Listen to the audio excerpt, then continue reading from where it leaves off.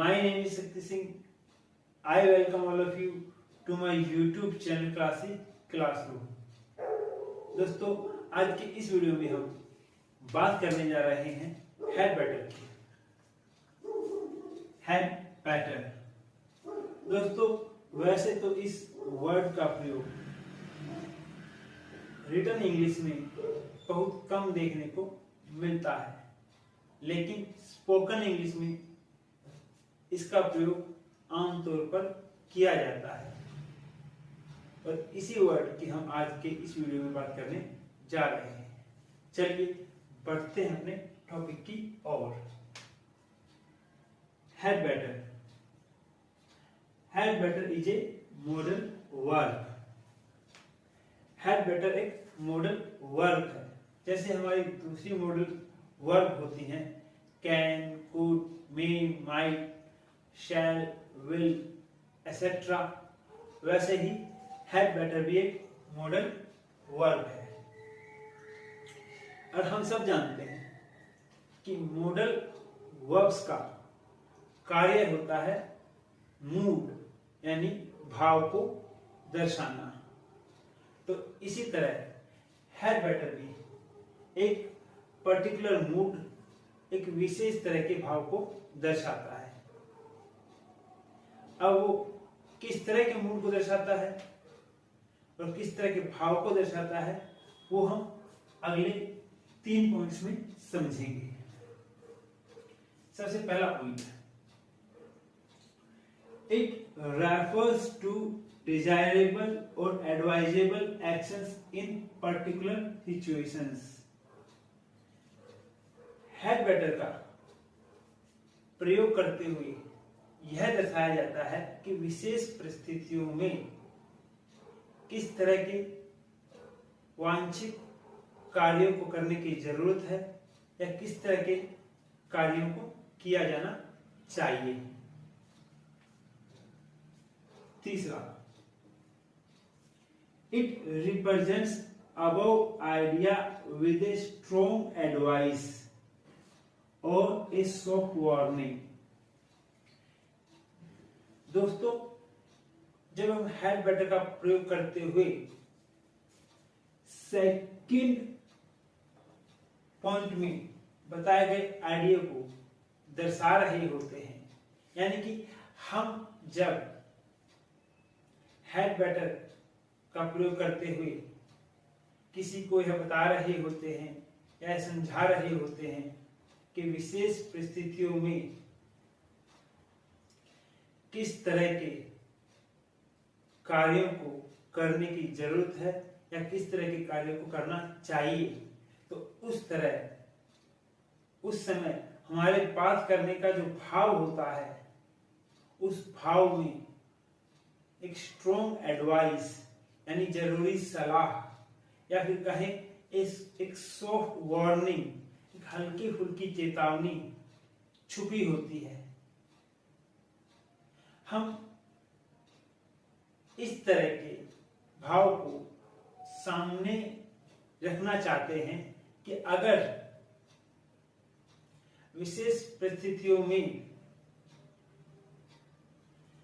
बताए गए कार्यों को नहीं किया गया या जरूरी कार्यों को नहीं किया गया, तो उसके नेगेटिव रिजल्ट्स, नकारात्मक परिणाम देखने को मिल सकते हैं। और दोस्तों, जब हम किसी को प्यार से समझाते हैं तो हम उसको एडवाइस यानी कि सलाह कहते हैं, लेकिन जब हम किसी को गुस्से से कोई बात समझाते हैं तो उसे हम वार्निंग यानी कि चेतावनी कहते हैं। लेकिन एडवाइस और वार्निंग दोनों के बीच की जो स्थिति होती है, जहां पर हम किसी को सिर्फ एडवाइस नहीं दे रहे होते, बहुत जरूरी एडवाइस, बहुत जरूरी सलाह दे रहे होते हैं, या फिर हम किसी को चेतावनी नहीं दे रहे होते, बस उसे हल्के फुल्के तरीके से धमका रहे होते हैं। तो उस स्थिति को दर्शाता है हमारा हेड बैटर।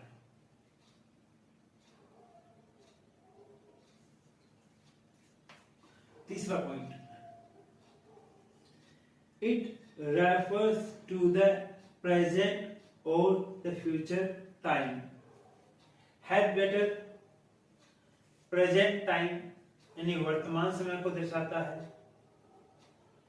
फ्यूचर टाइम यानी भविष्य के समय को दर्शाता है, लेकिन यह भूतकाल यानी बीते हुए समय को नहीं दर्शाता। यहां पर हेड बैटर के अंदर हेड को देख के ये मत समझिएगा कि यह पास्ट टाइम यानी कि भूतकाल बीते हुए समय की बात करता है, नहीं। हेड बैटर अपने आप में एक सिंगल एंटिटी है जो कि एक मॉडल वर्ग के रूप में कार्य करता है। चलिए अब हम देखते हैं कि हेड बैटर का प्रयोग करते हुए हम एफर्मेटिव सेंटेंसेस यानी कि सकारात्मक वाक्यों का निर्माण कैसे करते हैं। जब हमें हेड बैटर का प्रयोग करते हुए एफर्मेटिव सेंटेंसेस यानी सकारात्मक वाक्यों को बनाना होता है, तो सबसे पहले हम वाक्य के सब्जेक्ट को लिखते हैं, उसके बाद हेड बैटर, उसके बाद वर्ब की फर्स्ट फॉर्म और लास्ट में अदर वर्ड्स, जैसे कि वर्ब का ऑब्जेक्ट या फिर कॉम्प्लीमेंट एक्सेट्रा। चलिए एफर्मेटिव सेंटेंसेस के कुछ एग्जांपल्स देख लेते हैं। हमारा सबसे पहला वाक्य है, you had better turn that music down before your dad comes home. तुम्हारी भलाई इसी में है, या तुम्हारे लिए यही बेहतर होगा कि तुम इस संगीत को कम कर दो तुम्हारे पिताजी के घर आने से पहले। यानी कि यहां मां, हो सकता है कि एक मां अपने बेटे को सलाह दे रही हो कि तुम्हारे पिताजी के घर आने से पहले जो म्यूजिक तुम सुन रहे हो उसको कम कर दो। और हो सकता है कि तुम्हें इसके नेगेटिव रिजल्ट्स देखने को मिले अगर तुमने मेरी बात ना मानी। हो सकता है तुम्हारे पिताजी गुस्सा हो जाएं, हो सकता है कि वो आके तुम्हारी पिटाई करें। चलिए अब हम दूसरा एग्जाम्पल देखते हैं, you had better return my money that you borrowed last month.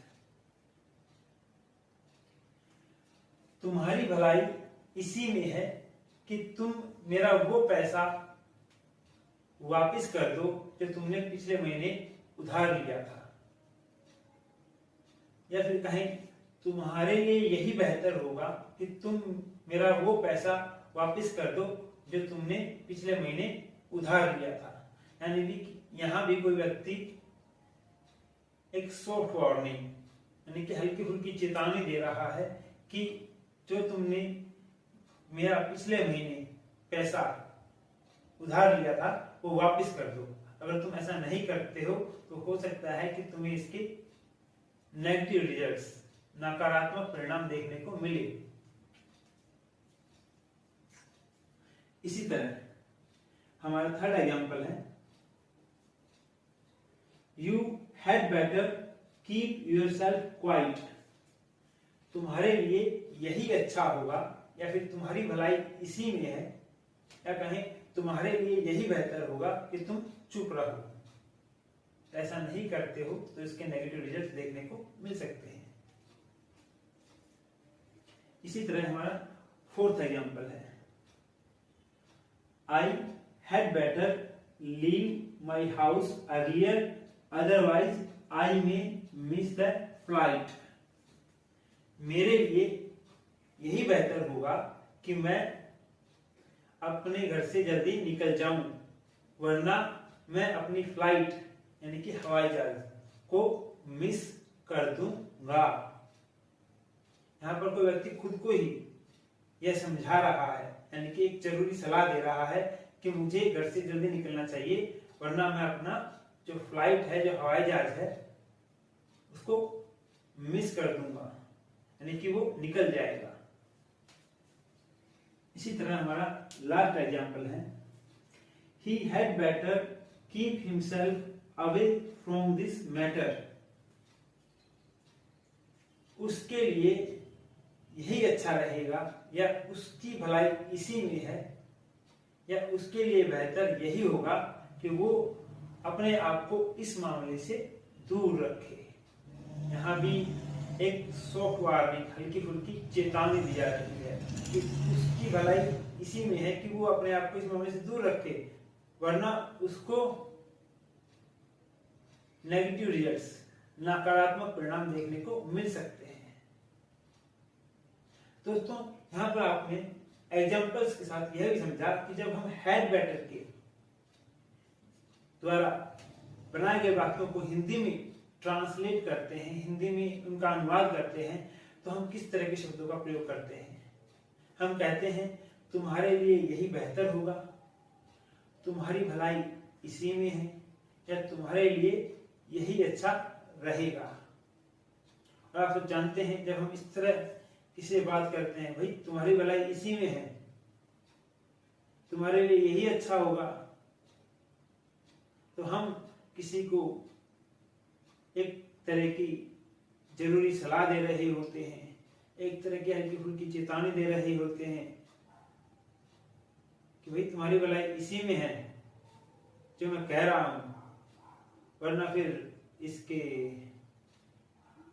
परिणाम तुम्हें भुगतने पड़ेंगे। समझ रहे हो हैड बेटर के भाव को? यहाँ भाव पकड़ने की जरूरत है, किस तरह के मूड को, किस तरह के भाव को हैड बेटर दर्शाता है। यह जर्नल सलाह नहीं देता, कोई साधारण सलाह नहीं देता।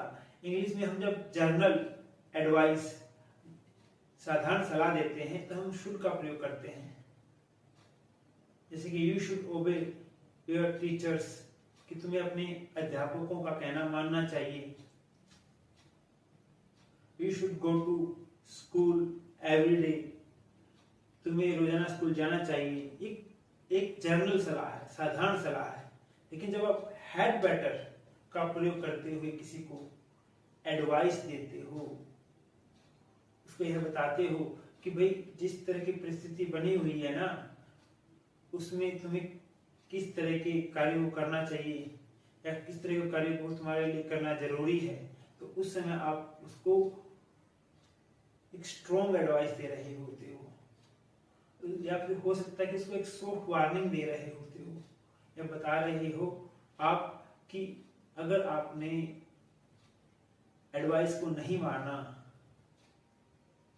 तो आपको उसके नेगेटिव रिजल्ट्स, नकारात्मक परिणाम देखने को मिल सकते हैं। चलिए, मैं आशा करता हूं कि आपको यहाँ पर यह समझ में आया होगा कि हैड बेटर वर्ड का प्रयोग हम कैसे करते हैं और हैड बेटर किस तरह के भाव को दर्शाता है। और साथ में हमने यह भी देखा कि हैड बेटर का प्रयोग करते हुए हम एफर्मेटिव सेंटेंसेस यानी कि सकारात्मक वाक्यों का निर्माण कैसे करते हैं। चलिए अब हम आगे बढ़ते हैं। चलिए दोस्तों, अब हम देखते हैं कि हम हैड बेटर का प्रयोग करते हुए नेगेटिव सेंटेंसेस यानी कि नकारात्मक वाक्य और इंटरोगेटिव सेंटेंसेस यानी कि प्रश्नवाचक वाक्यों का निर्माण कैसे करते हैं। सबसे पहले हम बात करेंगे नेगेटिव सेंटेंसेस की। नेगेटिव सेंटेंसेस बनाने के लिए जो सिंटैक्स है वो कुछ इस प्रकार है। सबसे पहले वाक्य का सब्जेक्ट, उसके बाद हैड बेटर, उसके बाद नॉट, उसके बाद वर्ब के फर्स्ट फॉर्म और लास्ट में अदर वर्ड्स। चलिए अब हम नेगेटिव सेंटेंसेस के कुछ एग्जांपल्स देख लेते हैं। और एग्जांपल्स के लिए हमने यहाँ कुछ सेंटेंसेस को लिया है। और सबसे पहला हमारा सेंटेंस है you had better not smoke too much. तुम्हारी भलाई इसी में है कि तुम इतनी ज़्यादा धूम्रपान ना करो, नहीं तो हो सकता है कि तुम्हें इसके नेगेटिव रिजल्ट्स यानी कि नकारात्मक परिणाम देखने को मिले। इसी तरह हमारा दूसरा एग्जाम्पल है, you had better not stay here any more. तुम्हारी भलाई इसी में है कि तुम यहाँ ज़्यादा देर और ना ठहरो, ये तो हो सकता है कि तुम्हें इसके नेगेटिव रिजल्ट्स यानी कि नकारात्मक परिणाम देखने को मिले। इसी तरह हमारा तीसरा एग्जाम्पल है, you had better not lie to your parents. तुम्हारे लिए बेहतर यही होगा कि तुम अपने अभिभावकों यानी कि माता पिता से झूठ ना बोलो। हो सकता है कि इसके तुम्हें नेगेटिव रिजल्ट्स यानी कि नकारात्मक परिणाम देखने को मिले। इसी तरह दोस्तों अब हम बात करते हैं इंटरोगेटिव सेंटेंसेस की। दोस्तों जब हम हैड बेटर का प्रयोग करते हुए नेगेटिव सेंटेंसेस का निर्माण करते हैं तो हमारा जो सिंटैक्स है वो कुछ इस प्रकार होता है। सबसे पहले हम हेड को लिखते हैं, उसके बाद वाक्य के सब्जेक्ट को, वाक्य के सब्जेक्ट के बाद बेटर, उसके बाद वर्ब की फर्स्ट फॉर्म और लास्ट में अदर वर्ड्स।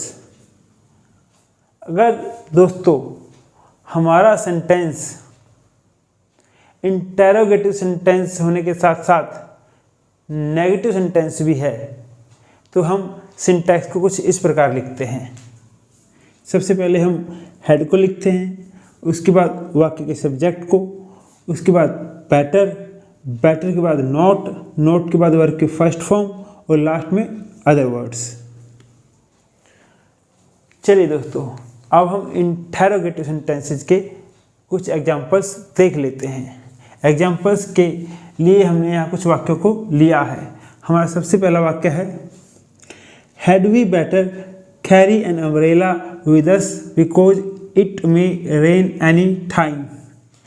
क्या यह बेहतर होगा कि हम एक छाता अपने साथ ले लें क्योंकि किसी भी समय बारिश हो सकती है।